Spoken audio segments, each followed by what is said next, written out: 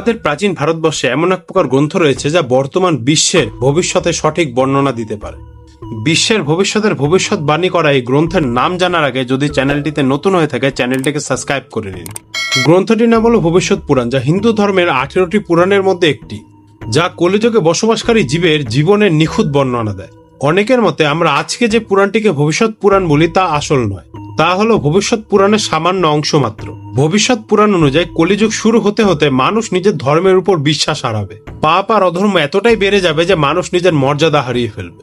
সামান্য অর্থের জন্য তারা সবকিছু করতে রাজি হয়ে যাবে। জীবন ও জীবজন্তুর অস্তিত্ব সংকটে আসবে, এমনকি জলের অভাবও দেখা দেবে, যার ফলে খেতে চাষাবাদ বন্ধ হয়ে যাবে। মানুষ নিজেরাই নিজেদের খেতে বাধ্য হবে। ভিডিওটা যদি ইনফরমেটিভ লাগে তাহলে ভিডিওটিকে শেয়ার করবেন। অবশেষে ভালো থাকবেন, ভালো রাখবেন, আবার দেখা হবে।